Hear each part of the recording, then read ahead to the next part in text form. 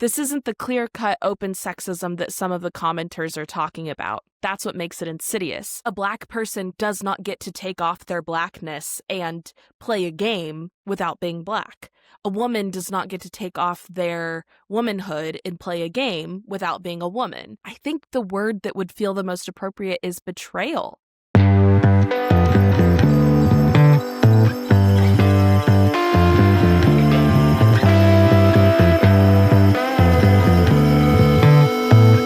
It's all about us, and it's time to bow down. Hello, everybody, and welcome back to Bow Down. Dennis, as always, so lovely to see you, and I'm excited to be continuing our conversation about TTRPGs. I really enjoyed our last episode, and, at the end of it, both of us kind of said, I think there's more here. There's more for us to discuss, specifically when it comes to womanhood and feminism, and how does that play into role-playing and D&D, but also the TTRPG community as a whole. So I think we're gonna dive into that. But great to see you, and excited to be here and connect and continue the conversation. Yeah, likewise. I agree. I think we both felt there's just a lot more we would love to share there. But as always, you're looking lovely. It's so beautiful to be here together to share this and see where we go. I think there's a lot of different areas we can continue to take this. So Yeah. look forward to seeing what's next here as we talk about the fantastic world of role playing, and with specifically more towards how we can create a more inclusive, open environment and make it even safer for women and other marginalized individuals to feel comfortable expressing themselves and playing and having fun together. So Yeah, can't wait to see where we go with this.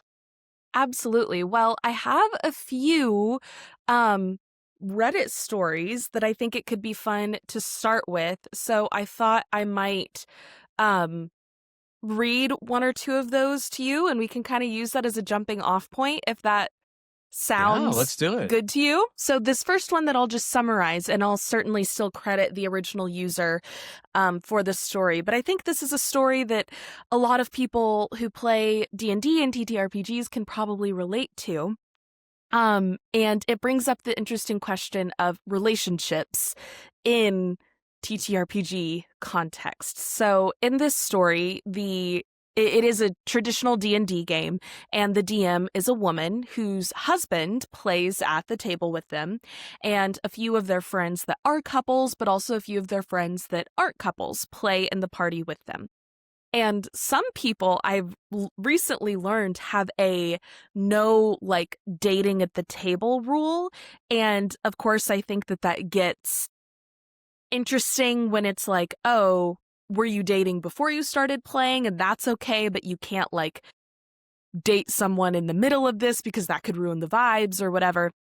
So I think that's an interesting conversation to be had. But in this particular Reddit story, the DM, who is a woman, whose husband is at the table, receives a text message from one of the single players at the table that he's in love with her after they do a romantic role play that is his D&D character and an NPC that, of course, the DM plays, and there's apparently a romance that takes place between his character and the DM's NPC, and this the player absolutely read into it and fully was like, oh, the DM is in love with me.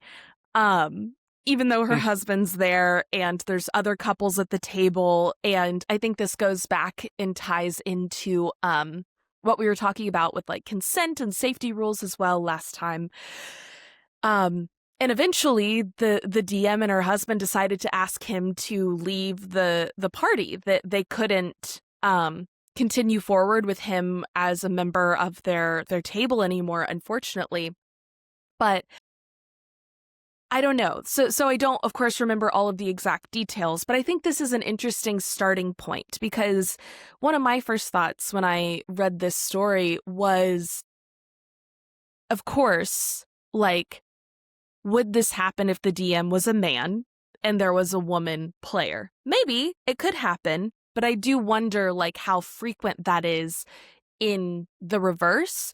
Whereas I've heard of this happening a lot with women DMs and players um mapping real world feelings onto this fantasy roleplay and vice versa. And of course, one thing that's talked about is well, I'm forgetting the exact word for it, but it's essentially the way that the things that you experience in game will affect you in your real life, because of course you're still kind of emotionally going through things. And so I think it's normal for, if this person started developing like a little crush on the DM after having this like romantic roleplay experience. But I think then the mature and intelligent response would be, okay, but this is probably due to, having this roleplay experience, and I'm mapping these feelings onto this character that this person is playing, onto the real person, and she's happily married. I need to, you know, be mindful of my feelings and how I express them, not do something that is disrespectful to the DM or to their relationship. So initial thoughts on this one. Again, apologies for the original story being deleted. Reactions, feelings, there's several things here. Yeah, I mean, so yeah, I feel for the I feel for the guy, the player. I certainly feel for the DM. I think your first question is a great one in terms of would, if it had been a male DM and a female player character, would the same thing have happened? And I would say probably not. I mean, could it happen? Yes. So there's in no way do I feel like this, because if you view it in the lens of sort of a therapeutic kind of lens of transference and countertransference and sort of thing, I certainly think that transference and counter. I mean, this what was experiencing here was transference, right? The DM, it was TTRPG transference, not necessarily Freudian or therapeutic, but same idea, right? I mean, you have this transference of this bleed over from the game into real life, and all of a sudden now this guy's feelings are all confused. So that's number one. I think that why is it less likely to happen, if the genders had been reversed? I mean, number one is and again, I think it's much less likely you would have an unattached woman playing. Typically, at least in my experience, not always, but there's often they're brought. Women come into the games simply because of a partner, and then maybe they stay. But so I think, but number two, I think women are typically more emotionally mature in some senses, so have a better a better sense of boundaries there in terms of realizing the bleed over. Hey, this was a game, this was acting, this wasn't real.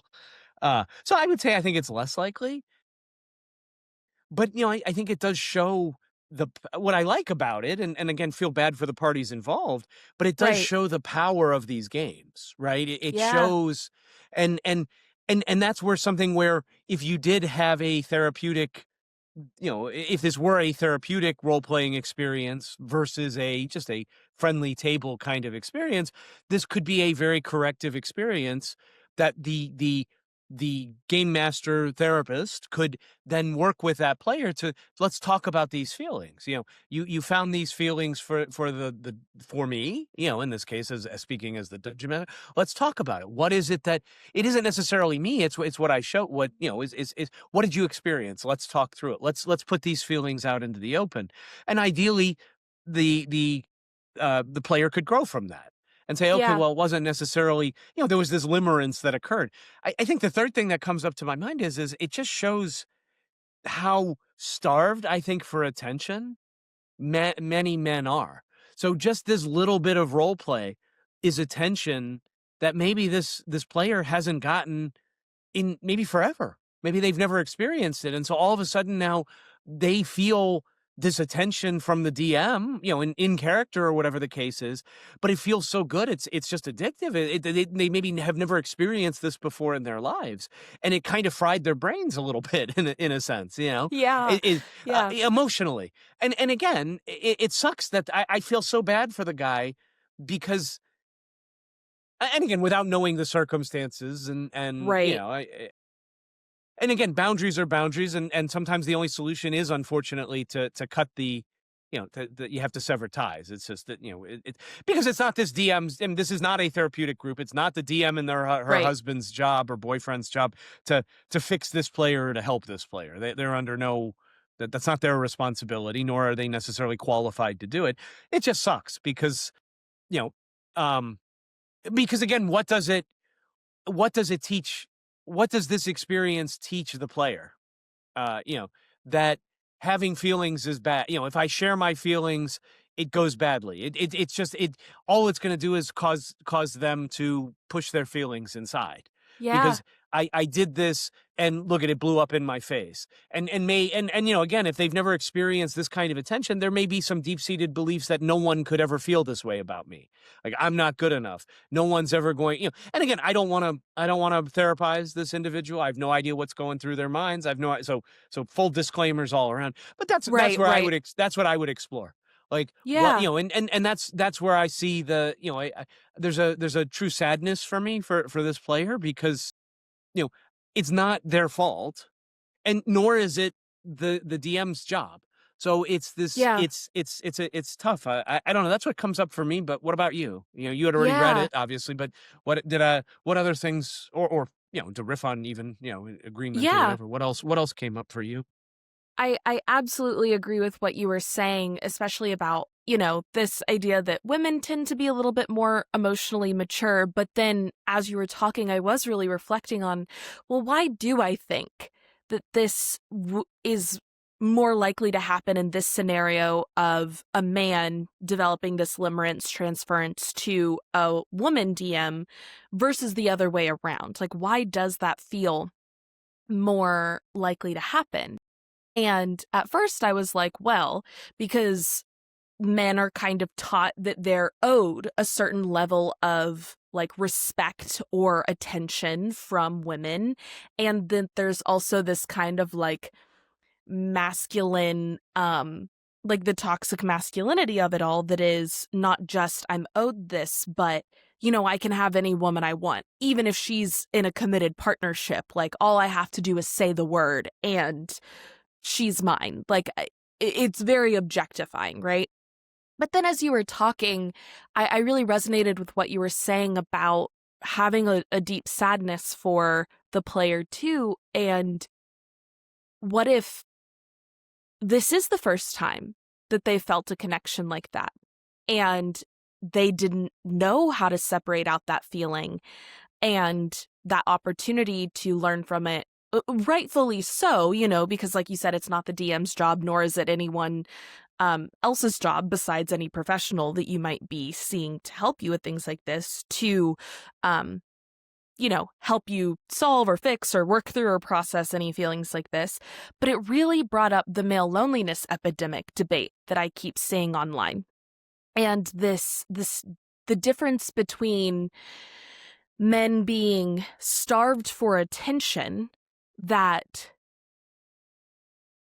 they've never felt that true connection, that they've also been told their entire lives that they deserve, that they are owed. They're owed this deference and this level of authority, and yet they've never received it. And then you do, and it's like, oh, you kind of grasp at it and reach for it. But also then when that little glimmer of, is this the thing that everyone's talking about, is shut down, you can see how that leads to anger, because it feels like you've been owed this thing. You've been told your whole life you are innately deserving of this thing that then you're not getting. The thing being like attention from women. And of course, preface for the whole conversation, this is very like, we're using heteronormative language. And I think that, a lot of this issue is heteronormative in that way. So just preface and acknowledgement there. But it really brought up this idea of like the starved for attention versus feeling like you're owed this attention from women, and the difficulty that that presents, because it does put men in a really vulnerable situation to have to say, like,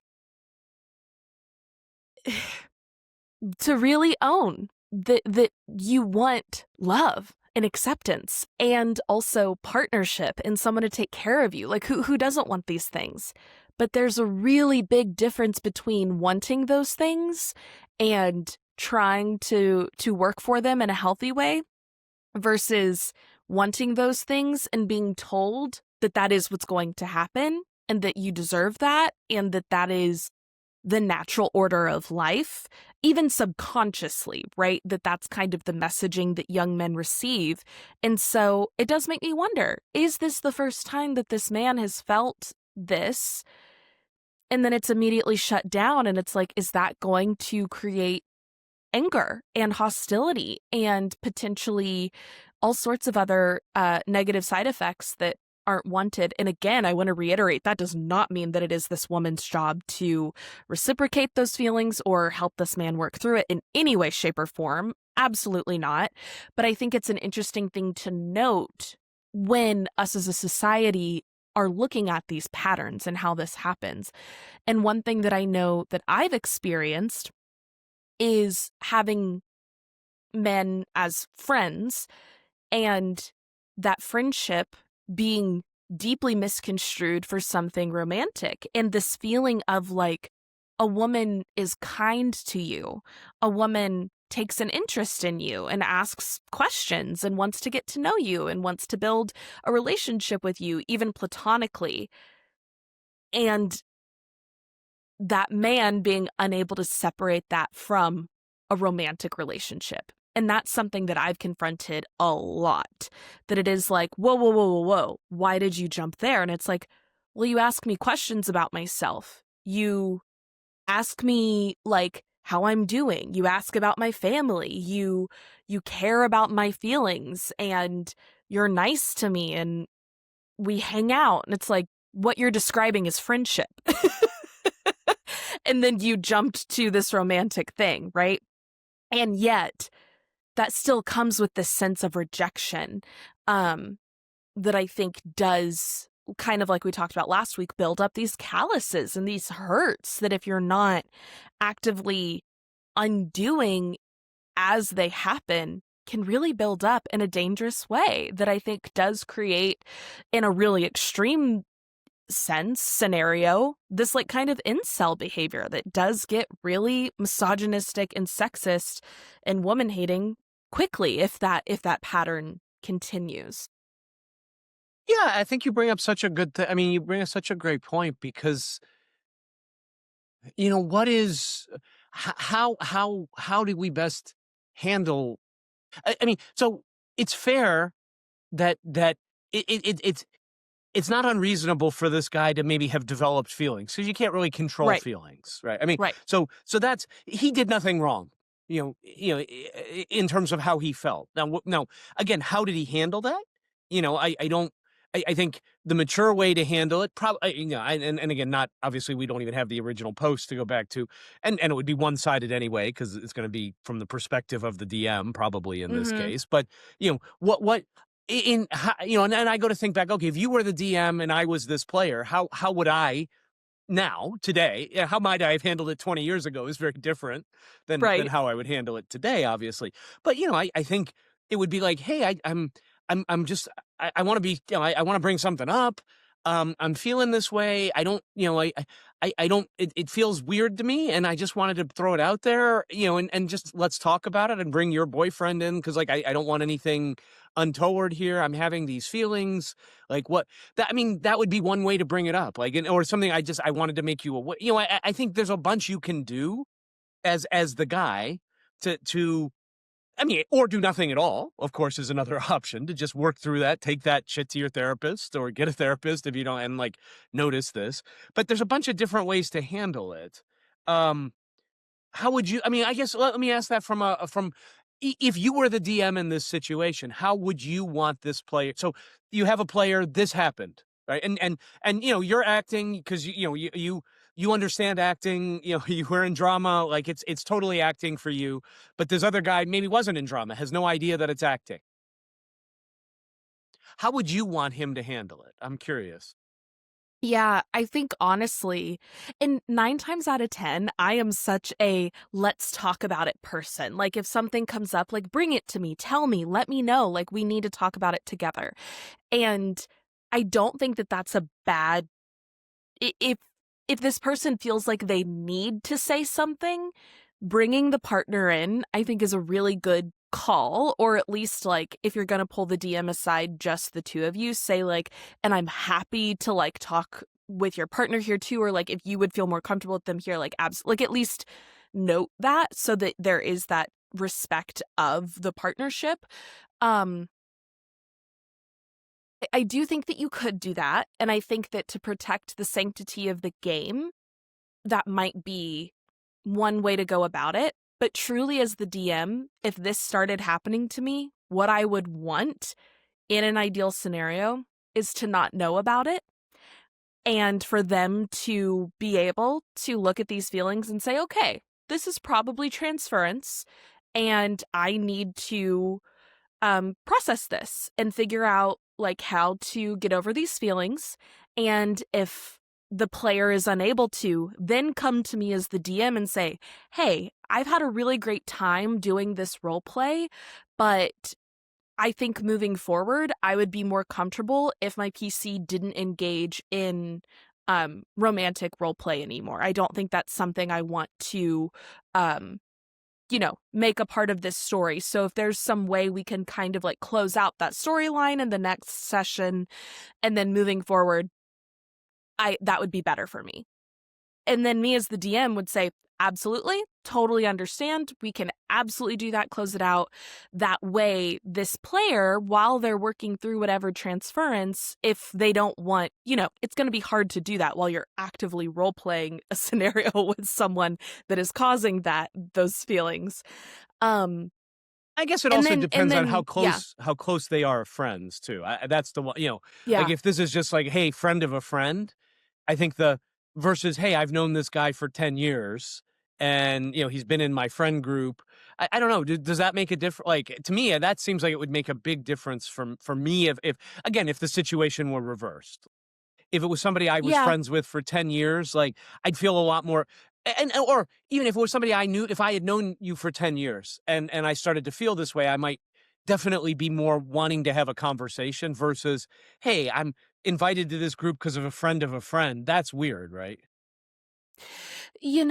It's interesting because on one hand, I I agree that it's like, oh, it would be easier to have that conversation with someone you're really close with. On the other hand, it could make it a lot harder if it's like, this is someone that I've been friends with for 10 years, and we've had this relationship that I thought was purely platonic. And now this new element is added in. Like, as a woman, that does make it hard to still maintain a level of safety with this man that I trusted. And you hear stories all the time of like, he was my best friend and the night before my wedding confessed his feelings for me and we'd been friends since childhood, kind of thing. And not that that necessarily comes with aggression or a lack of safety, but I think because of the pattern of like forwardness from men being something that women do have to be wary of when it comes to their physical safety, for me, it would almost feel, it would be hard for me to not feel betrayed if someone that I was friends with for that long brought something up about having feelings for me. I do think it might be different if it was like, hey, I want to be clear. This has only just started happening because of this. I think it's because of the role play thing. And I want to talk about it so that because our friendship is the thing that matters and is important to me. That's probably the only way that would not feel like a betrayal. But Interesting. also, I think it matters. Um, I think the fact that the DM is in a relationship too is important, because there's also the piece of like, what if the husband is a really bad guy and toxic, and this person sees all the ways that this husband treats the DM poorly and is like, I'm actually a better guy. And it's like, that does add these complicated layers. Doesn't mean you get to, insert yourself into their relationship. That's completely, that does not mean anything. But it's like, I can see how that could add some complication there. But if both people were single, it would still be hard for me if it was someone that I'd been platonic friends with for so long. But I'm like, if it's a friend of a friend who starts developing feelings and brings this up, there is a potential of, and this goes back to like the party's stance on relationships, because if the DM wasn't in a relationship, could lead to a relationship between these two people that could be really cool and fun and like an interesting experience for the PC and the DM to engage in outside of D&D. But I think that is absolutely, then you need to bring in the whole party. Like, what are we as a table comfortable with? Because of course that's going to change the dynamic, and that's going to change the way everyone engages with the game, especially romantic role plays. It's like, if you do any sort of romantic role play and the person's partner isn't there, it does feel a little weird. That it's like, oh, obviously we both know we're acting and performing, but like, we want to make sure these boundaries are okay. And there's all sorts of different lines that people have with like, I'm cool doing a romantic role play with the DM, not with other PCs. And like, that's the line for some people. Whereas other people are like, nope, that's not something I want to do. Or like we talked about last week, like lines with, I'm comfortable talking about like intimacy up until this point. And that's a whole table conversation that needs to be happening. So yeah, to go back to your original question, I think I truly would want this person to realize that, like, in the context of D&D, we're performing, we're acting. And if you have feelings that come up associated with that, the same way, like, if your character dies in game and you're experiencing some grief over that, like, you can absolutely talk to your fellow players as friends about, like, what that experience is like, but you don't get to kind of emotionally vomit all over these other people. And I think it's the same thing with this, to me, that it's like, if there's a healthy way that you can talk about the way you're processing these feelings, sure, but you need to make sure that the other people that you're relying on to process it, especially if they're involved in those feelings, aren't just becoming collateral damage for your growth and processing. Yeah. Yeah. I think that's well said. I think it's interesting, particularly because you had said, oh, if somebody I'd known for a while, like, on the eve of my wedding is like, oh, I have feelings for you, sort of thing. I think that's an interest that was an intriguing statement to me, only because, I mean, first of all, it's kind of a trope, right? I mean, it's a movie, but I think I suspect at least a lot of guys, and again, I can only go, do actually feel like that's actually a very romantic kind of thing to uh you're better to take your shot than to just not say anything, especially if maybe you just, I mean, it says certainly for some guys, maybe they didn't even realize that there were feelings there. And then all of a sudden now they're processing it's like, shit, do I actually love this person? Like, oh my gosh, like I've never, like, I think it's interesting, your perspective on that. Like, because I think for guys, it would be like, well, you know what? I'd rather, like, if I don't say anything, then I'm not being true to myself if I really feel this way. And again, I think we're assuming there's some level of emotional processing going on. This isn't a spur of the Right. moment kind, like, hey, this individual's done the work. And it could be in either direction to it. This isn't necessarily a guy. 'Cause I'm sure women do this as well, right? There's no doubt that, I'm sure everybody has had stories Right. of Right. an ex reaching out, right, right before you get married and like, hey, are you sure, sort of thing. And Yeah, so I thought that was interesting, though. At what point is it, Yeah. is it romantic versus, creepy? Then Well, give the edge. and And I'll it even doesn't just matter how you say, feel. That, like, if you actually what if you do have feelings for the guy or girl, to me, I do think, like, because it's the very, like, when Harry met Sally trope of, like, being friends forever and just never getting the timing right kind of thing. Um, as and I think, like, reading a fantasy novel or watching a rom-com, these tropes are so romanticized.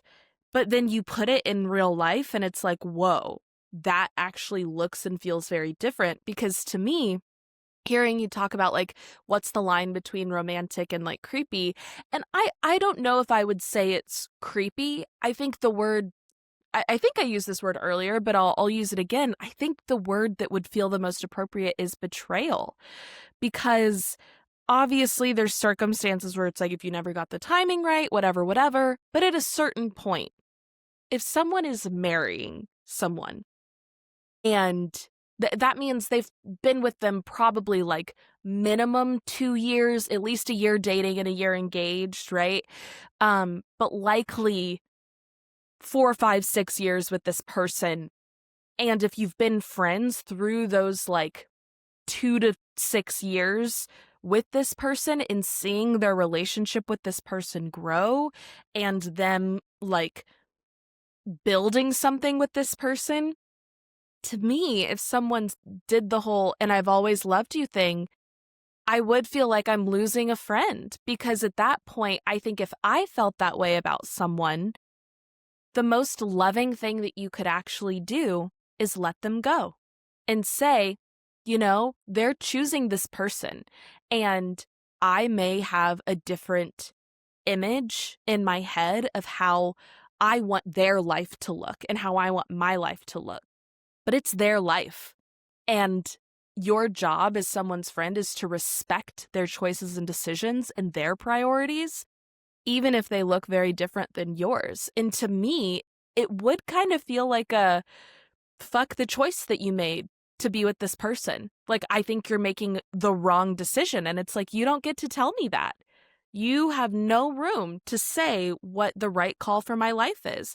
If I didn't want to marry this person, I would not be marrying them. Um, and there is something very much about the, like, well, and women are gonna get married anyways, so if she's settling for this guy is kind of the subtext that's in there. And I think when you remove that subtext of, like, no, if a woman isn't settling, she's actively choosing someone, you are her friend, dude. Like, and what do friends do? Not sabotage someone's relationship. They support it. Even, like, if you were a girlfriend or had no romantic, gender doesn't matter, had no romantic interest in someone whatsoever, but didn't like the person that they were choosing to marry, maybe you get to have one conversation with them, like, when they're dating, that's like, hey, I've noticed some patterns, just want to point them out to you, but obviously, like, this is your life, you get to make those calls, like, I'm just here to support you, and you get to point out those things, and then that's it. I think you get one time to point out, like, I don't like your partner, and then what your friend does, it's your job to support. And maybe that's me being a little dramatic about that, but that's kind of my 2 It's cents. very I don't know if that well, that's a brings up fascinating. anything else for you. No, it's an interesting perspective. I think it's I mean, I think it makes perfect sense. Like, I have no but then there's another part of me that says, well, however, you miss all the shots you don't take. And so I guess it's up to the individual who's like, well, maybe they've come to the conclusion that, you know what, like, maybe I don't want to be, maybe it is no longer, my boundary is I can't be friends. I've recognized that I have these feelings. I can't be friends with this person. So, maybe there's a chance. And so I'll put it out there, not expecting anything, and just saying, hey, I realize I've had these feelings. Like, I get it. This is shitty Yeah. timing. Like, this sucks. We may not be able to be friends anymore. I get that, but I had to let you know, because if there's any part of you that feels this way, like, I'd rather, shitty, I don't know. I kind of see it both. I guess the romantic part of me, and maybe that is just conditioning, right? From all of the rom-coms. And I mean, like I said, The Graduate, When Harry Met Sally, all of these Right. movies that have these feel-good endings. And that does happen sometimes. And most of the time, yeah, it probably goes to shit, but not always. So what is Right. the, like in this scenario, in this Reddit thread, what if like there were feelings there, right? Between the two. The world's a weird place. So I don't know. I love your perspective though. And I'm so Yeah. glad you shared it. And I'd be curious what other folks think. Yeah. Because I wonder if this is even gender lines or if it's Yeah. just, world, somehow worldview or, just, I don't think there's a wrong answer, by the way. I think you just have to be aware of the risks, right? Like Right.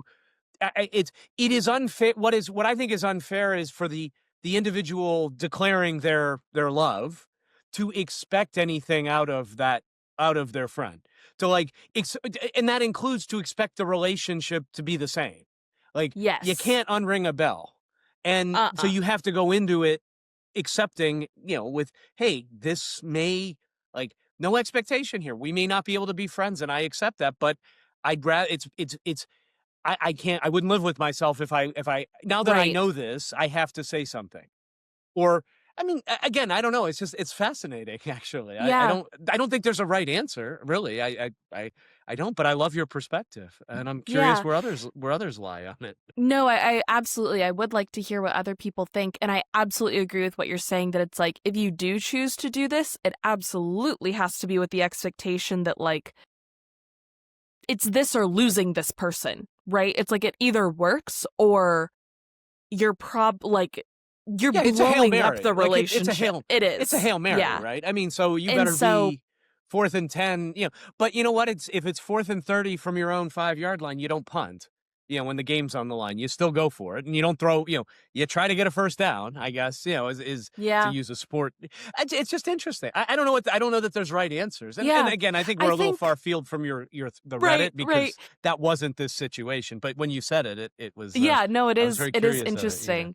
I think the only thing that in my mind is the wrong thing is when you make it, as long as someone going about doing that isn't making their feelings someone else's responsibility.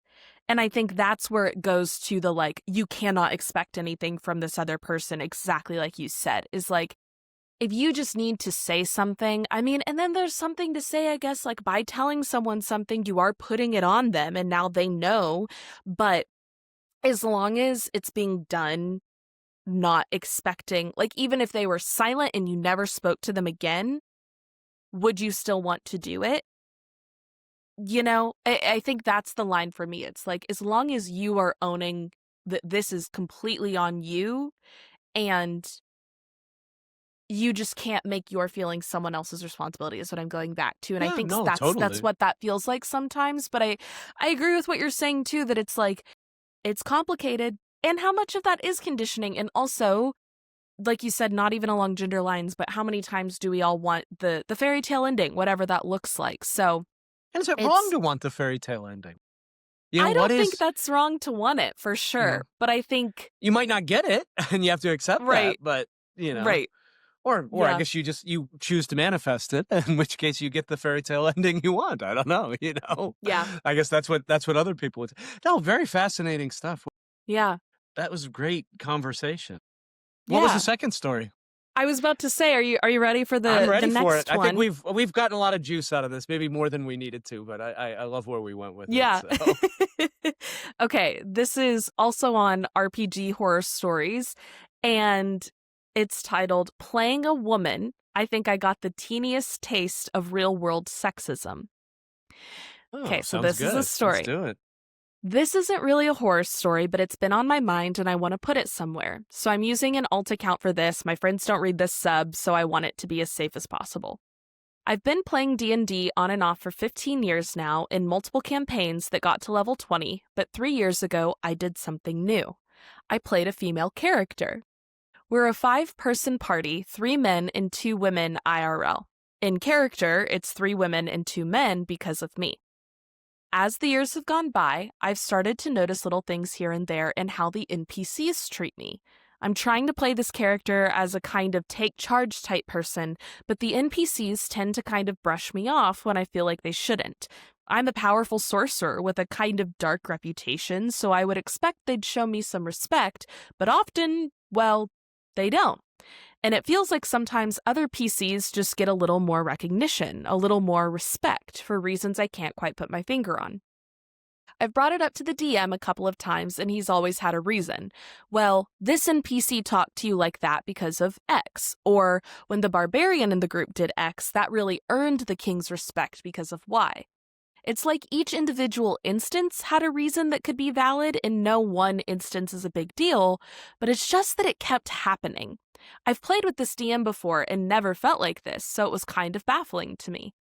Then some more time went by, and I started noticing that the NPCs would talk like that to the other female characters too, and it was always the male characters who seemed to get the respect. And at first I was like, nah, that's crazy. The DM is an old friend of mine, and I know he's not sexist or anything, but once I noticed it, I kept noticing it. And I didn't say anything because, come on, how whiny would it be for a straight white dude to complain about low-grade fantasy sexism? Honestly, sometimes I'd notice a little thing and be sure it was sexism, and then the next time I'd be sure I must be imagining it. Like an NPC might talk to one of the male characters before us, or he might give them more respect than us. I mentioned to one of the other guys who I've been friends with since high school that I felt my character was getting shortchanged sometimes, not mentioning sexism as the cause, and he just kind of shrugged it off, so I let it drop. This Sunday, as everyone was leaving, I found myself alone in the parking lot with one of the real-life women of the group. Yet another NPC had low-level disrespected our characters in favor of one of the guys this game, and it was on my mind. I said something to her like, is it just me, or does Person A and Person B, the guys, though I didn't say that, get just a little more respect than we do? She just shrugged. It's a man's world, she said. We talked a little more because I wasn't sure if she was serious at first, but she was, and she didn't seem particularly upset or bent out of shape about it.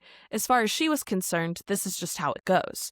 First, I felt immediately relieved, like I'm not crazy. It wasn't all in my head. Like I said earlier, I didn't bring up sexism to her. She brought it up first, and it felt great to have my perceptions validated. But I've really been dwelling on it since then. She was so matter-of-fact about it. It bothers me that this must happen all the time to women, and I just don't notice it.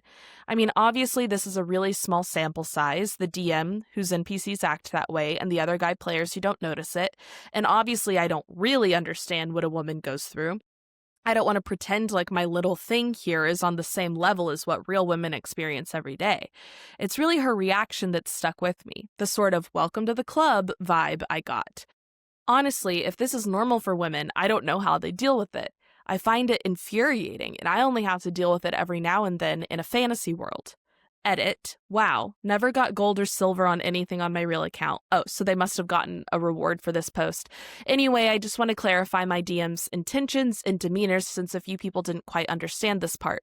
He's not really a bad guy, and I know he'd never have his characters be sexist on purpose, and that's kind of the point of the story. Part of me held out on the this is sexism judgment for so long because I was like, I think he's a pretty progressive guy. I've known him for years. He'd never do that. This isn't really a horror story. It's not a constant thing. He doesn't beat down the women characters or constantly disrespect us. No one's character has been sexually assaulted. This isn't the clear-cut open sexism that some of the commenters are talking about. That's what makes it insidious. My takeaway, especially after reading the comments, is we guys need to do a better job of watching out for this from ourselves and our friends. Thoughts, reactions? Yeah, I love that. I mean, my first thought is this is exactly why I'm doing what I'm doing. I mean, not I don't have an RPG story about it, but it's things I noticed and things I saw both in myself and in other people, that made me uh made me question things the way this individual did in this post. The subtle things, especially like and I think he's right. The horrifying thing here is the is the response of, well, that's just sort of life, The Because I mean self-gaslighting. the or the just, well, that's the way it is. There's no, it just, it is what it is, and I get that, and again, the only comparison I can make, because like this, like this poster said, I don't necessarily know what it is to experience sexism in that way.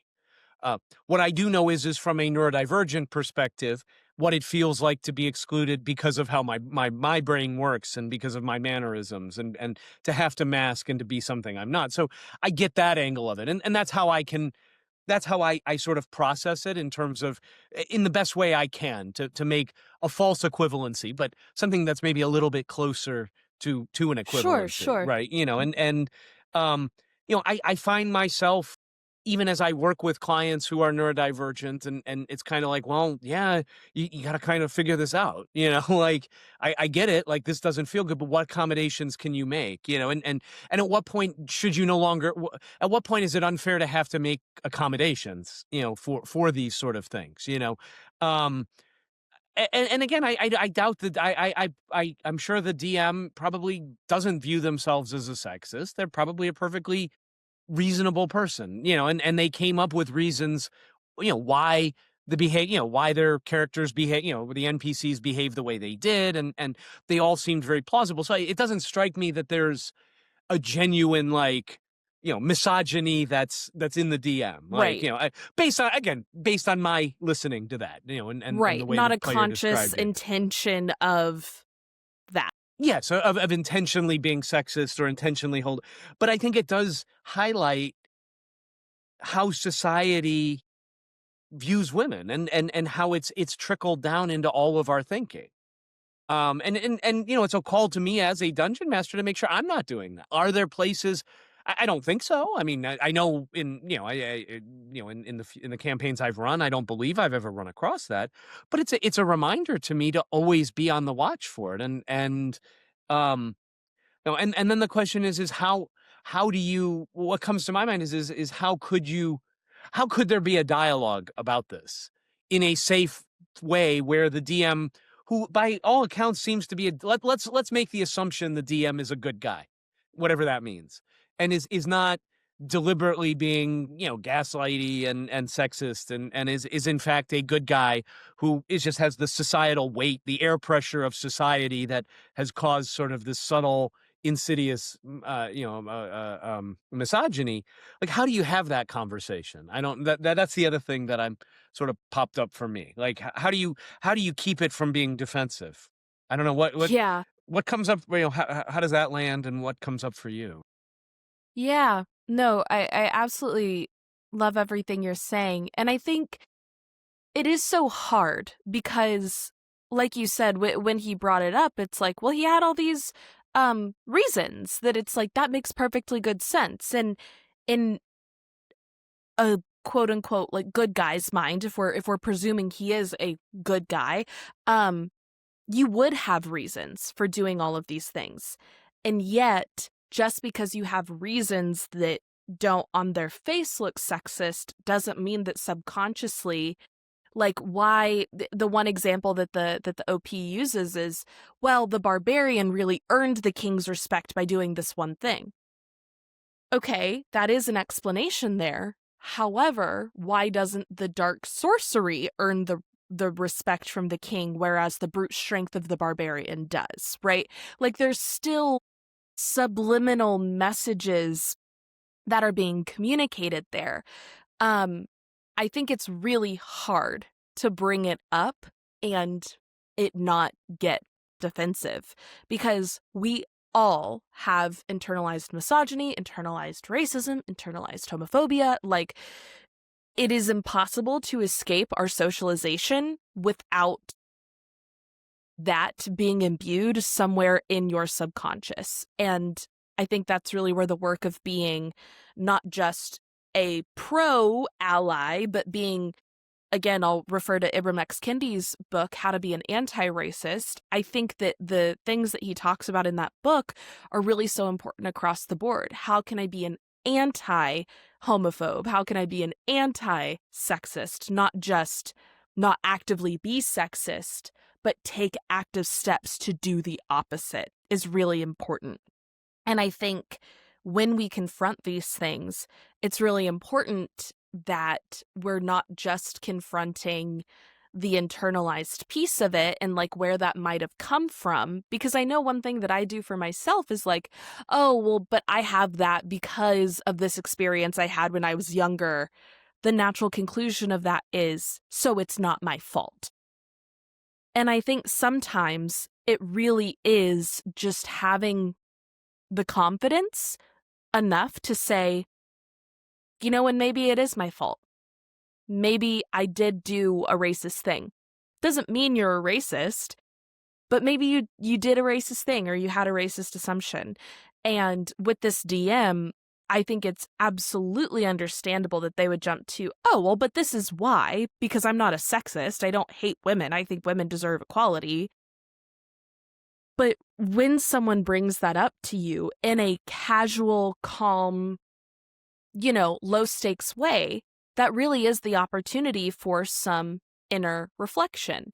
Now, I'm not saying every single time someone brings up sexism, misogyny, homophobia, whatever to you, that they're always right. They may not be. But I do think that anytime someone brings that up to you, you should do some reflecting. Because that's a big claim. And it's also vulnerable for someone else to bring that up to you. And I think it would take a lot for someone to say that to someone that they love and care about, to be like, hey, I am not trying to hurt you. I don't think you're a bad person, but this is a subtle pattern. Like, put yourself in that person's shoes to think like that would be a really hard thing to tell someone. It at least deserves some introspection and analysis of the self. And so I think my response with like, how do you have a conversation that doesn't jump to defensiveness? I think that is just like kind of the therapizing of it all, that is just like, take a breath and take 10 seconds before responding. You know, like if someone brings that up to you, just move into the observer as much as you can, as opposed to the receiver and like in that moment. And if you feel like you're not able to have a conversation right then and there with that person after bringing it up, you are absolutely always allowed to say, thank you for bringing this to me. I'm going to be honest, I'm feeling a lot of feelings come up right now, and I don't want to talk about this when I'm having those feelings. I'm going to think about it and we'll round back and I'll talk with you about it. Like, absolutely do that if you need to, but also do think about it. And even if you need to be a little defensive and rant in the car on the way home first and feel those feelings and like, how dare they? And I would never, I'm a good person. Like, feel the defensive feelings and then look behind them. And you don't have to do that work on display in front of everybody, but you do have to make right in front of everybody. And that's hard. It's hard to do. But I think the line from OP's writing that really sticks out to me is, this isn't the clear-cut open sexism that some of the commenters are talking about, but that's what makes it insidious.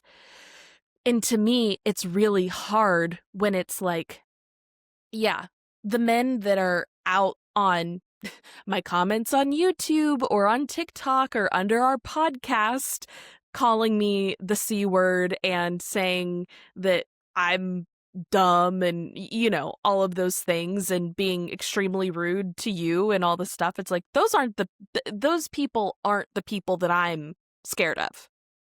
The people that I'm scared of are the people who think they're allies that aren't able to do that introspective work. That is what makes it insidious, because it's harder to see.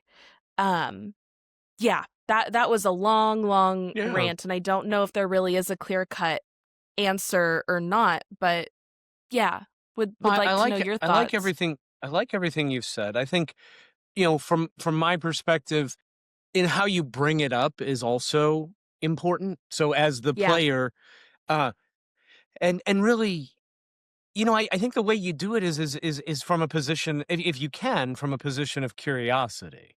in terms of, listen, I've noticed something, and I don't know if I'm right here. I want to throw it up to you, not in an accusing way. I want you to think about it and just see what you think. Like, I've noticed it. I've been paying attention to it, and then go into it. I know, and try to diffuse the situation ahead of time rather than like, hey, let's examine this. It's just, here's an example. And just, I just wonder if maybe we both, given that we grow up in this society, maybe there's something. The only reason I bring it up is because it didn't feel good to me. And I'd hate to think of a sister or a loved one of mine feeling that way. And so, I wanted to bring it up to you. And, no pressure here. I'd love for you to think about, but, I think when it all depends on how you frame it versus, hey, Yeah. I've noticed this, this feels sexist to me. Yeah. And I think a lot of us just don't, we can get very gung ho, right, about talking about the, and I, sort of like I'll call the new convert energy, in terms of, like new converts to some religion are just very, Yeah. strict and like, and I don't know that often, that generally pushes more people off than it draws them into you versus, and again, I'm not saying to sugarcoat things. Obviously, if there's some very clear cut situations that needs to be addressed in a very clear fashion. This didn't sound like that. This sounded genuinely like, there's some weird, I'm noticing these situations. And that's probably, that was my thought, I guess, after hearing what you had, that it could be important how you bring it up. Yeah.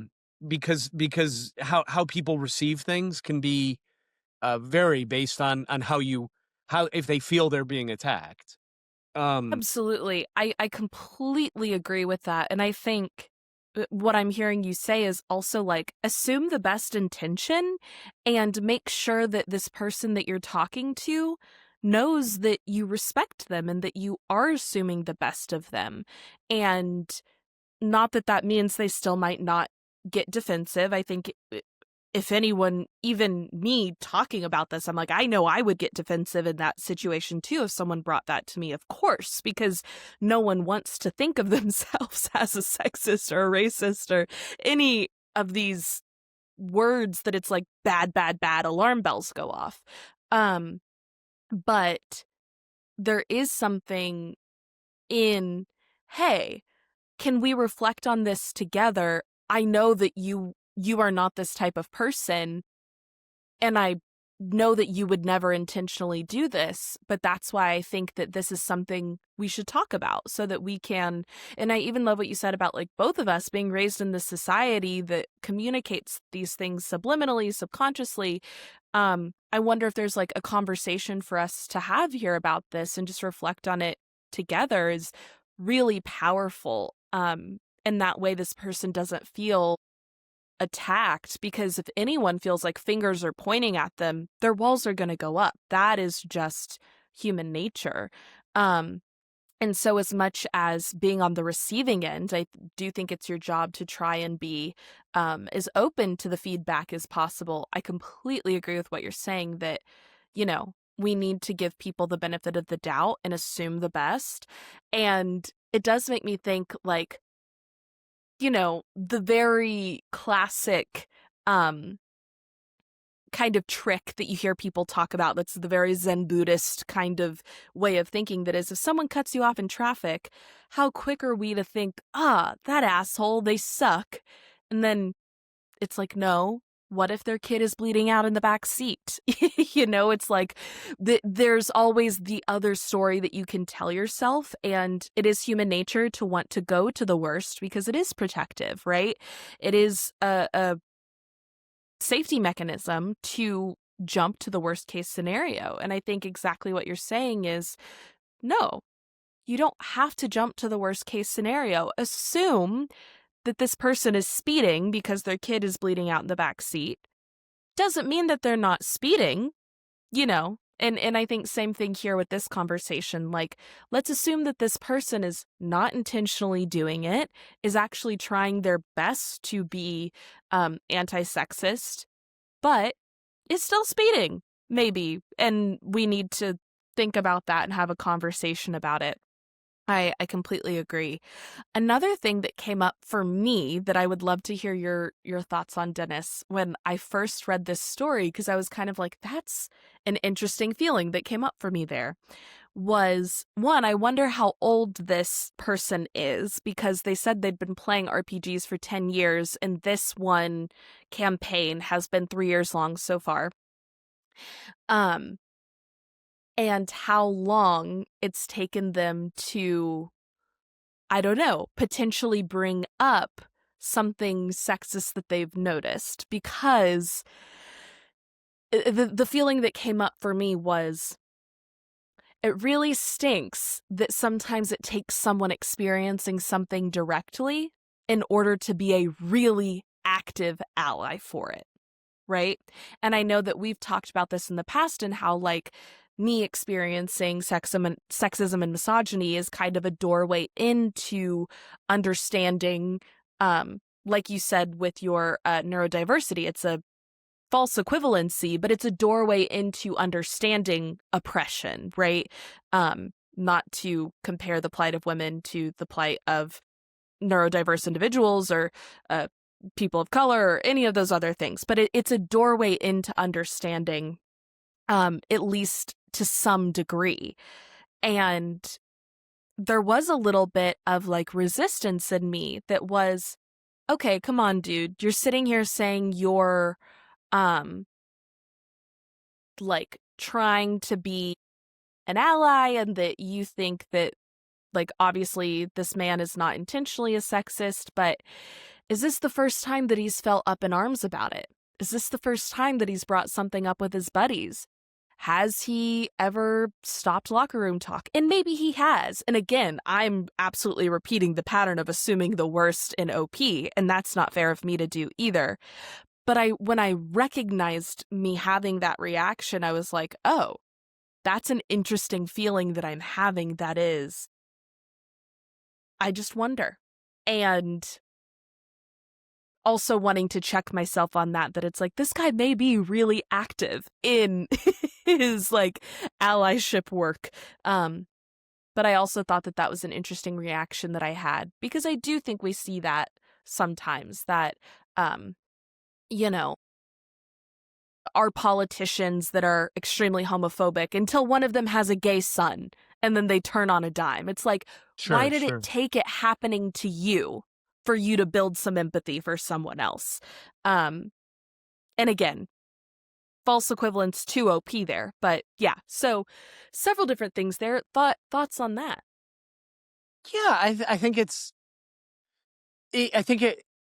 it makes sense. I mean, first of all, I think your feelings are valid. I mean, of course, in terms of, I think it's fair to say, well, did it take you 3 years to get there?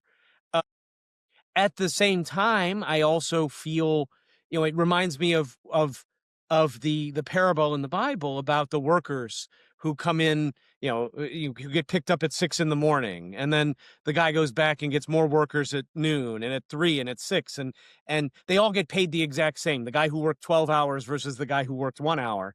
And so the guy who worked 12 hours bitches about it, like, hey, I've been doing this for so long. And it's like, dude, it's my money. I can pay what I want to pay. Like, did I not do what I promised you to do?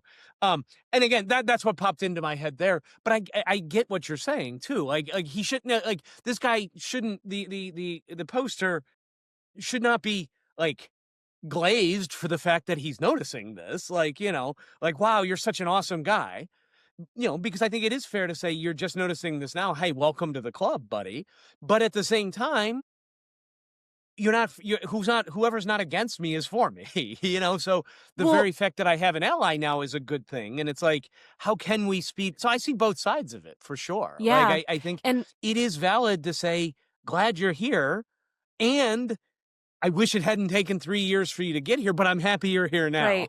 And better late and than that never. is something that I want to be careful about. That's also like, hey, don't push your allies away either. And when we know better, we do better. And even though like the way of knowing better may not have been like my perfect narrative of how to know better, he is doing better. and he is actively like noticing these things and trying to push towards progress in his real life with the people he's with. And it's like, that's how real progress happens, is bold and courageous acts like bringing this up. And he even said he brought it up to his DM, which I'm like, even that is That takes absolutely, courage. it That's really vulnerability. does. I mean, and as a And man, yeah, that's true there's vulnerability there, because when you take that to another absolutely. it's very easy for me to talk about this with you because I'm preaching, I'm preaching to the converted, obviously.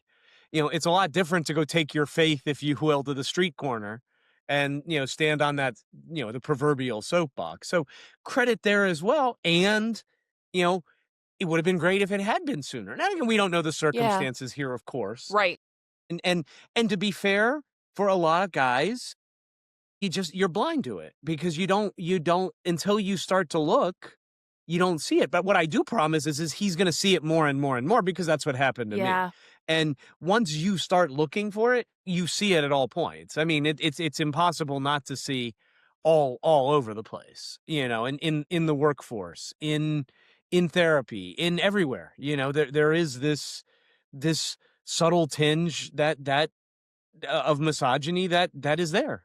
I yeah, mean, listen, I do it too. I have to catch myself. I mean, I check myself. I question myself, and I ask everyone around me, hey, if you notice something, tell me, because I don't want, there's a lot of conditioning that's gone on in my time on this earth, and it's not easy to break that conditioning, and it's not easy to always be bold and to say right, things. That's not easy. And so I do commend this guy. And we don't know how, and I don't know how, when he started to notice it too. It would have been right. nice to notice it sooner. Um, but and here's a question for you though. And so I agree with everything you've said. And I also see it from his point of view of, hey, and it takes a lot of courage. I mean, well, I don't know if it takes a lot of courage to write that Reddit post anonymously. I think it takes a lot more courage to write it from your normal account, but I also understand why he wouldn't, because Right. I mean, that we live in an interesting time, to Yes. be fair. So Well, and I if can't get on the anybody. DM or something follows him on his original account and he's trying to be, you know, kind and keep that anonymous, I understand. So, yeah. Yeah, I mean, because without a doubt, like if they see this, they're gonna know it's about them, right? It doesn't matter that it's on an anonymous account. Like, there's enough Exactly. details here that anyone involved in this table is probably gonna say, "Hey, that resembles my table," especially if you're the DM, right? So there's no hiding that. Um, yeah, I mean, I guess I wonder, what do you think about the women, not the woman's the other woman Yeah. players' response? I'm just curious what your perspective is as a woman, of her just sort of shrugging her shoulders and kind of being like, "Meh, what are you gonna do?" Like Yeah. It's a that's kind of man's what it was. That's what world. I got. Yeah, it's a man's world. Yeah. We just play the game. I don't know. What do you take on that? That seems sad to me. I understand it, but Yeah. for me, it's oh damn, that sucks. That's my Yeah. first reaction. But I'm curious yours. Yeah, it does suck and it is frustrating because similarly to OP, we only get a snippet of that woman's life too. And similarly, she could be a great activist in all of these other ways, but D&D is the place she comes to relax. And it's like, I don't want to be doing the work of feminism when I'm trying to play a game. But I think that just goes to show you like why allies are so important. Um Across the board, because you can't, like, a black person does not get to take off their blackness and play a game without being black. A woman does not get to take off their womanhood and play a game without being a woman. Um and so it's like the burden of that, the yoke of oppression is just always with the oppressed. And that's, I think, why so many people want talk about allyship, because you can't do that work constantly. You can't fight for every single cause. You can't be on all of the time in that way. So part of me is like, I get it. you have to pick and choose your battles, especially with people that it's like, it sounds like this is a pretty progressive group that, does their best. If we're taking OP truthfully here, that it's like, if this is a pretty progressive gaming group with a male DM that this woman feels relatively like comfortable being a woman in, it's like, I'm going to pick and choose my battles on this one. Even if we do have some slight sexist stuff that happens every now and then, maybe it is just not worth it to potentially, because bringing something like that up could blow up the table if she did, and it could completely ruin like a really great part of her life. But on the other hand, there is the come on. we have to keep holding people accountable. But I think it is kind of a catch-22 where you do have to balance your own energy levels, your own bandwidth for doing this work at different times, your relationship with these people and the sense of responsibility you have to them, and also what you think, how would that go? It's like, what are the priorities? And if this woman is like also, I don't know, going home to dinner with parents who are extremely sexist, and it's like, I am choosing to do the work here, and I don't want to at D&D. I'll put up with not getting tons of respect from NPCs. It's like, that's a valid choice to make. But reading it, certainly there is the part of me that is like, women exist, that even if they don't like it and they acknowledge like, yeah, it's fucked up and it's a man's world, there is a piece of me that's like, we gotta stop being complacent. We have to keep pushing, and even if it's uncomfortable, even if it may blow up your D&D group, even if it may blow up a friendship, of course, then I go to, is that a group you want to be a part of anyways? Are those friends you want to have anyways? And I think the piece to really keep in mind is the amount of energy you have to be doing that work. But also, on the other hand, think about how draining it is to be in an environment that is sexist, even if it is on a small scale or to a really small degree. That also is draining your energy. And even though it may feel like that just sounds like a lot of work to do the educating right now, and that's why it shouldn't always be on women to do the educating of sexism, the same way it shouldn't be on people of color to do the educating of racism, or on queer people to do the educating of homophobia. You do still, I think, have a responsibility to yourself to advocate for the world you want to see and the environments that you're okay subjecting yourself to. It's like, if you had a daughter, would you want her to be a part of this gaming group? I don't know. And what would you want her to do in that scenario?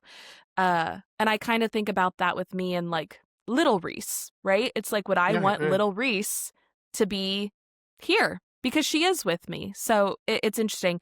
And the last thing, I wanted to go back a little bit too, because something else occurred to me about this. My gut reaction to be like, oh, so now that you've experienced sexism, you're going to be a feminist. Yeah. I was just thinking of that too. I mean, yeah. I'm like, I also want to be really mindful of when we lash out at people who are showing growth.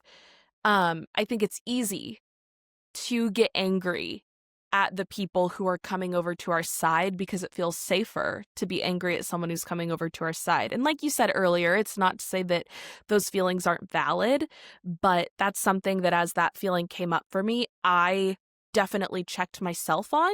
And so I kind of just want to own that it's like, hey, also, like I'm allowed to have those feelings, but if we're doing this work, like you said, even if he started working at 6 p.m. right before the sun went down, if we want people to own when they've been wrong, and we want to create a society of people who are open about their mistakes and open about their growth and open about their challenges, that's an extremely vulnerable thing to do. And we should not meet that with anger and lashing out. We should meet that with acceptance and encouragement and celebration.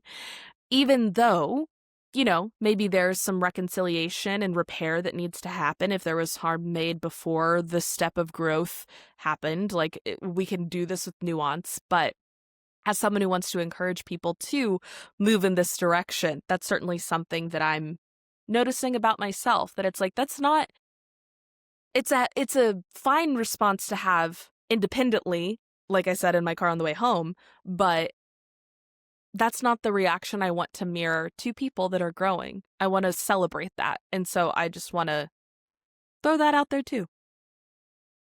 No, yeah, and I think you bring up a great point of, you know, purity tests are problematic to me because I mean, I think we see what happens in our, that's always been a problem with the left-leaning side is these purity tests. And, you know, it ends up pushing people away because no one can maintain this standard. Like all No. have sinned and fallen short of the glory of God, as the Bible says in terms of Right. but that's true on a physical level as well. Like nobody's perfect, and you set up these tests, and furthermore, I would argue that somebody again I can only speak from my own personal experience, and that is you know I think back on how I used to be, and I dislike I kind of cringe at it. And so, yeah, you're right. Like I should have always noticed these things, but I didn't, and I feel badly that I didn't already. And so, anybody who is coming to this with this idea of, "Hey, I'm noticing this," I think genuinely they're going to feel bad about the fact that they didn't notice it sooner. It's sort of like the FedEx arrow. Like, "Oh my gosh, I can't believe wow, these situations I did things. Oh my goodness." And then they're going to, no, again, you should hold yourself accountable, but you also shouldn't feel shame because you know what? Yeah, you were part of the problem, but it wasn't done malevolently, and you're not, and you're here now. And so we always, I think we tend to look back. The past doesn't exist anymore. So yeah, maybe for 30 years I was a shitbird.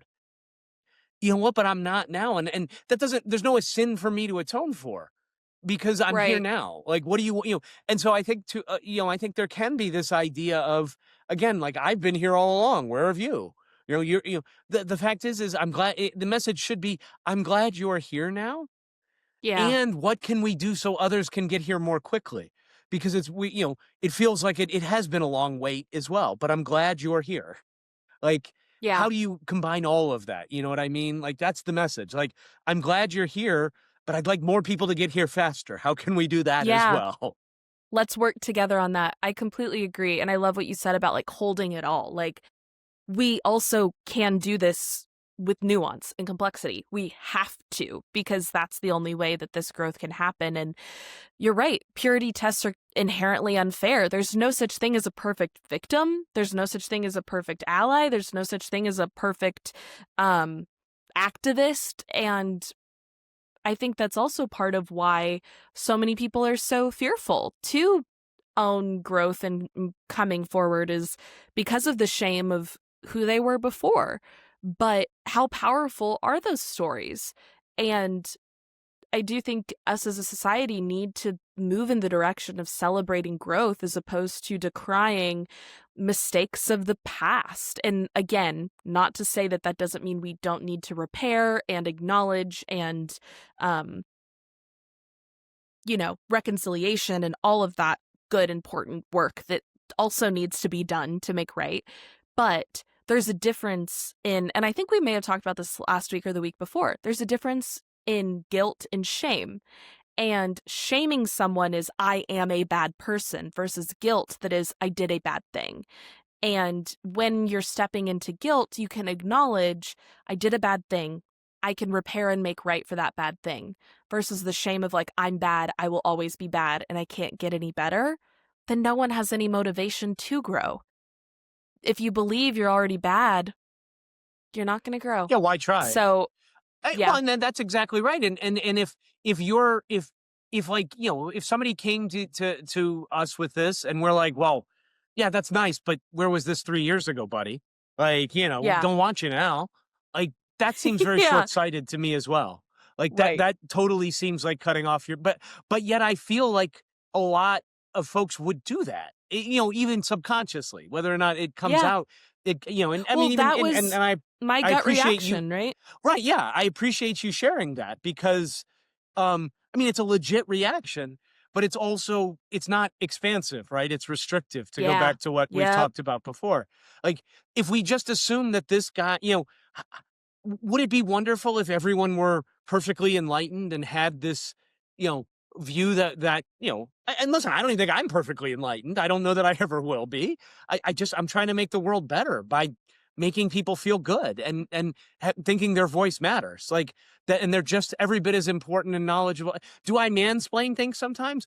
Yeah, I don't know if it's gender or autism or or what, Right. because I don't really, I think I do it to men too, so I don't know that it's I think it's just what I do, and but I try to work Yeah. on that, and like, but I apologize. I'll apologize to anybody. Like, wow, I don't need to tell you, you do you, you got this. I'm here, and I've just been I've just saying, hey, can I offer this? Or I want you to know I have some thoughts, but I want, I don't want to intrude. Like, if you want to hear them, I'm Yeah. happy to share them, and you take them. If they're good, great. If they suck, great. Uh, that's what I've been trying to do more. Like, hey, I have some thoughts, would love to share them, but I want to make sure that they're welcome, because my Yeah. thoughts are not necessarily better than your thoughts or worth more, but I do They're have them, just and yeah. I'll throw that out there. So I love the fact, and I get that, and I think it makes sense because, you've, and listen, I've been on this path for a while now. You've been on this path for far longer than I have. And so, you could say the same thing about me. Like, well, shit, man. Like, where were you 25 years ago, Dennis? Like, like you come on this channel and you're talking about all this shit, but 25 years ago, look, X, Y. Now, fortunately, I don't think I have any posts or anything that would Right. call me out, because I fortunately never did much of that. But I have thoughts. Like, I can definitely tell Yeah. you I was sexist. I was very sexist, and Gosh, that's you know, that's something that I think about, like, as someone who puts myself very publicly online.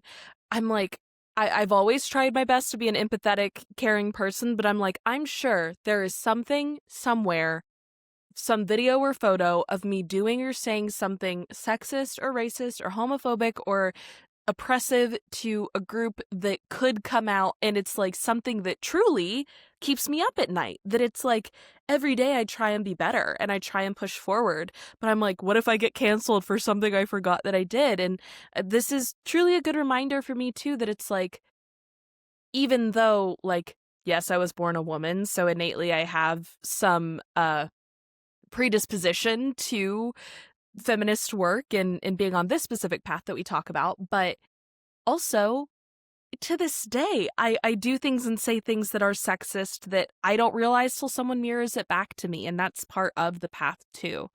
Um, and I think just being honest with everyone about that is important.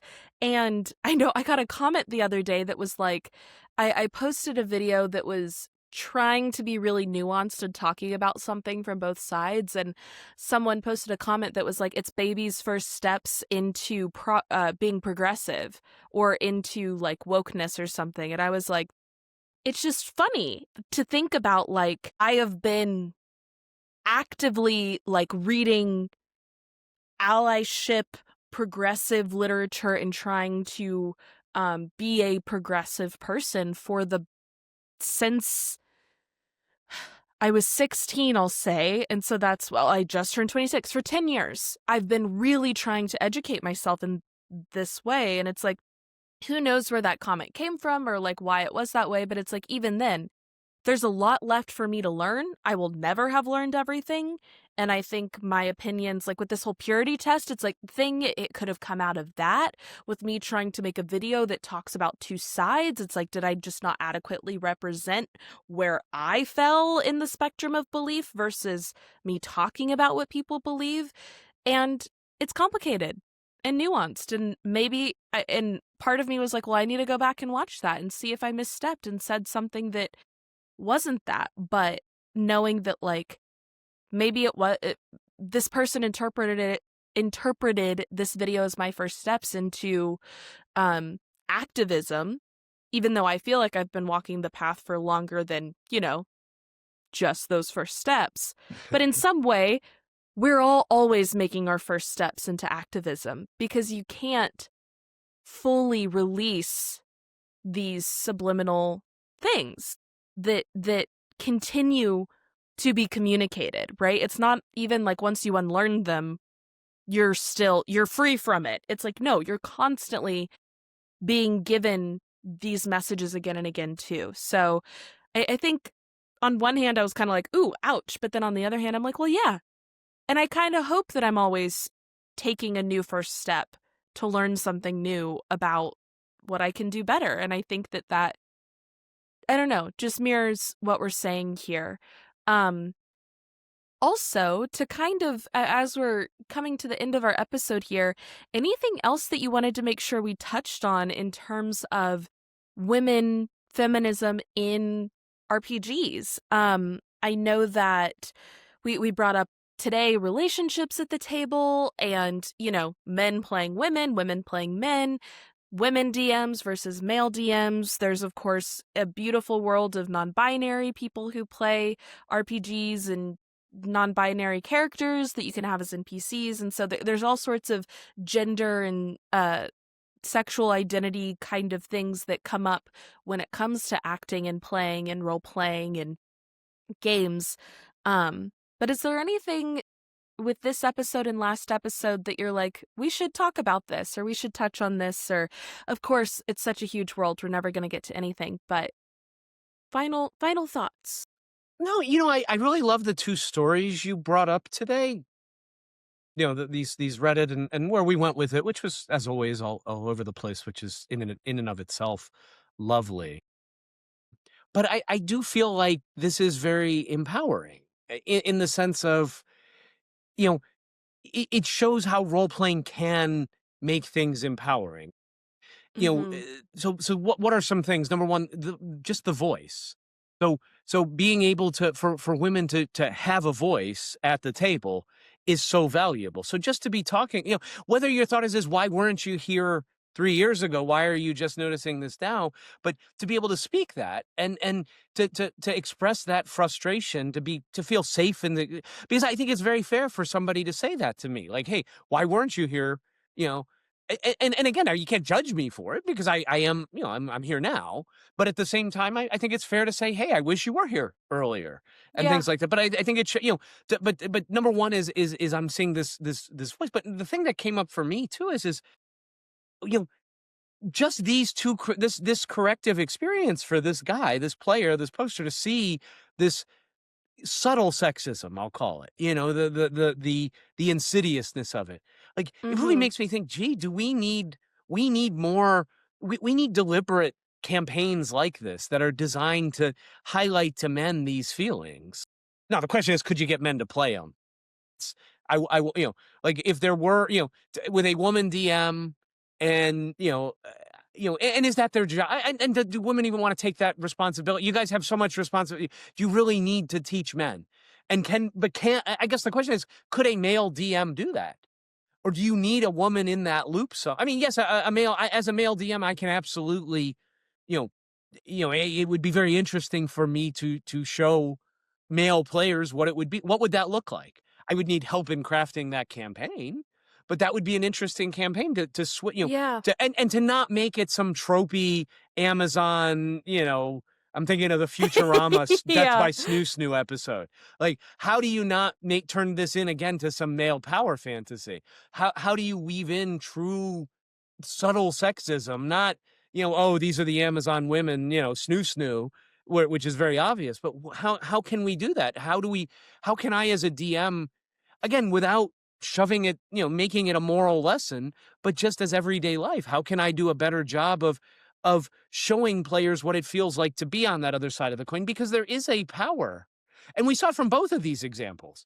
The first one where the guy fell in love with the DM, the power of seeing somebody showing affection, the power of showing, somebody giving you attention and making you feel good and showing that you have worth, how valuable and how powerful that can be. And also how valuable it can be for you to see the shoe on the other foot. So how, as a Yeah. DM, can I bring that into my game without necessarily hammering people, because no one wants a moral lesson. Like, no one needs, no, Right. that doesn't help anybody. I don't know what, but that's what I came up with is Yeah. how can I as a DM be more inclusive and also more corrective as Yeah. I go forth in the world, you know? I think truly just like you could absolutely craft a campaign that was like absolutely targeted at this, and that would take a lot of like work and effort and intention to really do make it about this. But then I think you would have to kind of show your hand about that a little bit to make sure that everyone who's playing is on board with that experience. And with you saying like not wanting to put the onus onto women to necessarily do that, the same way it's like you don't want to put the onus on people of color to explain racism. Um, but it does make me think about the saying that's come out of work with indigenous communities that is no conversation about us without us. That I think is still important. And there is a balance there of like, okay, you shouldn't have to be the only one educating about this experience. But I saw a TikTok the other day that was like, this black man and white woman were having a conversation about feminism, and he asked her, um, why do you think you are qualified to talk about manhood? Because she has a podcast. Oh, I think her name is Liz Plank. I think that's her name, and I'll link her work below. Um, and she has a book called For the Love of Men, and she's a very prolific writer and feminist activist, but is very like pro man in doing it, and has a podcast called like something about like talking with men, or like it's very like feminism angled at men. And this man interviewing her was like, what makes you qualified as a woman to talk about manhood? And she's told this black man the same thing that makes you as a black man qualified to talk about whiteness. Like, you understand whiteness better than me as a white person ever could, but me as a woman understands manhood better than a man could in this specific context, right? So a little Very bit of an interesting. anecdote there Yeah. just to kind of color that. But it is a balance, right? Of like, you need to have people across perspectives doing this kind of work, I think, to make it accessible. Um, but then to your question on just an average campaign to try and make it empowering and a productive, um, pushing the needle forward, even if that isn't the overarching goal of the campaign. I do think it is just awareness of like how we as DMs, GMs, and players engage with all of these things, not just in our daily life, but in the campaign. And, if you're crafting NPCs, being intentional about like making women the leaders of different kingdoms, or having two queens instead of a king and a queen, or having a non-binary ruler, and or people with disabilities being represented in these NPCs, and also encouraging your players to play characters outside of their wheelhouse, outside of their known experience. Or if you have a player who is like, I really want to tell this story of my personal experience, like working with them to make sure that they feel like their experience in whatever way is being told authentically. And even as I just said, like encouraging your players to play things outside of their wheelhouse, also doing that not in a parody, or parody isn't the right word, not in a caricature of those Yeah. things, but to do so with a lot of intention and research, and holding things at the level of importance that I think they deserve, I think is the best that we can do. And then just being aware, right? Again, it's like when you know better, you do better. And it's like just always trying to know better and better and better, as I think is what you and I are both constantly trying to do. And a big part of what we're trying to do on the podcast too. So, Well, yeah, and I love that question, and I was thinking about how I would answer it. What makes you, if you said, "Hey, what makes you qualified, Dennis, to to be on this podcast, right? And the answer is absolutely fucking nothing. Like I have no qualifications. I just have a heart that wants to help and that's open to curiosity and I'm okay with being wrong. Like I'm okay with making mistakes and because I know where my heart is. I know I'm not perfect, but I know that my heart wants justice. My heart leans towards justice and sees these things. And so I don't know, if I waited to be qualified, it would be too late. Like I don't know if I'm ever going to be Right. qualified, but but I think by just being open and willing to listen is huge. Well, and And I think, again, you're right. It is noticing. It is that awareness of, yeah, hey, um, and to surround yourself with people who are willing to be honest and give you feedback too, and to ask for feedback, but really want to hear it. Like that, yeah, we want feed. A lot of people want feed, and that's one thing that the first professor I ever had when I did this second career, he said, what you need as a clinician is to find people. Like when you have a conundrum, when you have something you are stumped by or need help with, find people who are going to tell you what you don't want to hear. right, Don't find, have people in your network who will tell you the hard things that that disagree with your natural inclination, because your natural inclination is always going to be to go in your echo chamber. Right? Like, yeah, oh, yeah. Find people who, and that's what I'm trying to do, is just surround myself do I agree with everything I read? Do I agree with, no, I don't, but I don't have to listen to it and to understand it and to say, okay, I don't have to agree with everything to necessarily hear it and honor it and say, and right, valid, and, be open to it and understand where it's coming from and how can I bring this into my experience in an authentic way?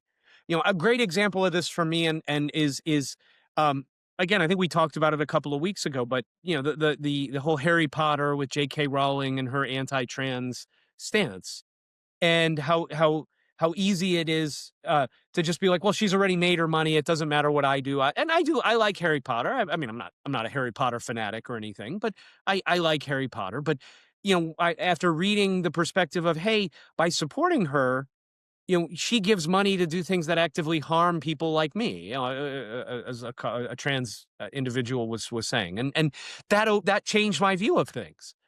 And again, you could say, "Hey, Dennis, you should have always had that view. Isn't it obvious?" And yeah, sure, I could say, "I wish I did," but before I was just, it wasn't in my awareness that, wow, right, even supporting in this way, does have an impact. It's hurting somebody that I care about. It's hurting another human being, and not only is it actively not only is it just unpleasant or whatever, but it's actively harming. And so that changed my viewpoint in terms of how I view Harry Potter, and I no longer think it's okay to support it, even if I'm not giving money, which I won't, but right, in any way, shape, or form, because, and that's sad because I like Harry Potter. But, I also like people. I have friends who are trans, and even if I didn't, I know people who are trans. There are people who this actively harms, and I can't sit by now that I realize that. And that's growth. right, Should I have been there 2 months ago, 2 years ago? Sure, I wish. But I'm here now. yeah, And now it's changed how I see things. And that's all I yeah. think we can ask for anybody, is to be open. Well, and I absolutely love that, and I love, love, love what you said about, like, if I waited to be perfectly qualified, you'd never do it, and I think that's true of everyone. Like, even as a woman, I'm not a perfectly read feminist scholar.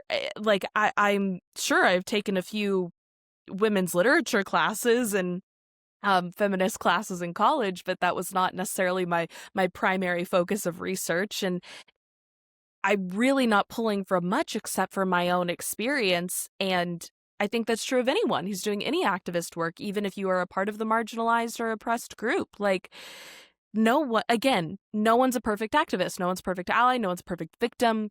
We can't do these purity tests. And it just goes back to everything you were just saying is such a perfect encapsulation of why we need to be celebrating this growth, not lashing out at why people haven't grown sooner or quicker or better or faster. And I completely agree. And I think, to me, hearing you say, like, I don't have any, like, quote unquote qualifications to be here, but I'm curious, I'm willing to be wrong, and I have a heart for justice. And to me, as a feminist, I'm like, those are the only qualifications that really matter, because even the most well-read, informed feminist scholar, if they were not open to being wrong, if they were not open to having a conversation about the ways that they still need to grow, if they were not open to have a heart towards justice for everybody, I mean, especially in the world of feminism, because we need to talk about intersectional feminism versus white feminism. That's a whole other issue. But to me, those are the qualifications that matter. And that's something that I'm proud that we represent here at Bow Down. And Yes. And I thank you yeah, for having me, yeah, imperfect as I am. I get better every podcast we do. I feel I get better, and same. it helps me grow in subtle ways and sometimes in huge ways. And I think the other factor for folks who, hey, I want to get involved but I'm scared, or I don't know, is simply, I don't believe I have any answers. I certainly am not going to try to say this is what we need to do, or I don't presume to speak for anybody other than to say, I'm here and I want you to use me. Like, I'm here, I'm available to use whatever I can bring my energy to help. And I'm open to, I'm not going to eat everything that I'm given, I'm going to have sense, but I'm here to be open and to be used and to be helpful. And how can I be useful today is a question I love to ask. How can I be useful to this movement? And so I guess that's what I would say to people, whether you're a guy, you're hearing this and all of a sudden you're like, I do want to do something about this. Like, just start where you're at, but don't think you Yeah. have the answers, because I guarantee you don't. But what you do have is a heart. You can have an openness and a willing to be there. And that's what we need, is men who are there and genuine, I think, more than anything. And kudos to the OP, that you brought out. I'm so glad that was posted and it's causing a conversation, because I love the conversation. We need more of it. Yeah. And because conversation can lead to action. If you change, even if a 10% change, if I can make my campaign 10% less sexist, yeah, I want it to make it not sexist at all. Like, that's what I want. But you know what? I'm not gonna poo-poo making it 10% better, because then I can make it another Right. 10% better and another 10%, and eventually it's great, but it can always be better. I think so. Awesome stuff. I Yeah. love it. Well, Yeah. I'll give you the last It's word, great. because I love everything you brought today. You really carried the show, and as always. But as you do for so many of our episodes too. Yeah, I think I'll just say I agree, I concur, and I love what you said about getting better every episode, and I feel exactly the same way. And listeners out there, I know that I feel comfortable speaking for Dennis and saying I know that that's what we want for you too, is for every single one of these episodes to help you feel like you're getting better. Whatever that looks like for you, whatever that feels like for you, becoming more and more your wholer and truer self with a heart towards justice and empowerment, for you and for everyone. So thank you for being a part of our growth and our journey towards this. Dennis, as always, thank you for being a part of my growth and my path on this. And listeners, we will see you all next time. Bow Down is a weekly podcast from the Cohere Collective that explores esoteric and empowered feminism. Please subscribe to Bow Down wherever you may be listening. And if you enjoyed the episode, please leave us a like, a 5-star rating, and a review. And if there's anyone you think would enjoy this episode, or maybe just needs to hear it, please share it. If you want to stay up to date on all things Bow Down, you can follow the Cohere Collective on any social media platform at the Cohere Collective, and check out other content and offerings at www.thecoherecollective.com. If you're interested in working with Reese to find and pursue your purpose, I encourage you to head to www.thecoherecollective.com/life-coaching. If you're interested in working with Dennis to shed your mask and embrace your desires, you can email Dennis at dennis@theheartstoybox.com. A huge thank you to Jack Corbett for Bow Down's music. You can find him on Instagram at j.corbe. Thank you all for joining us today. We're so glad you're here. And as always, we hope you feel like you are living more coherently. And until next time, love.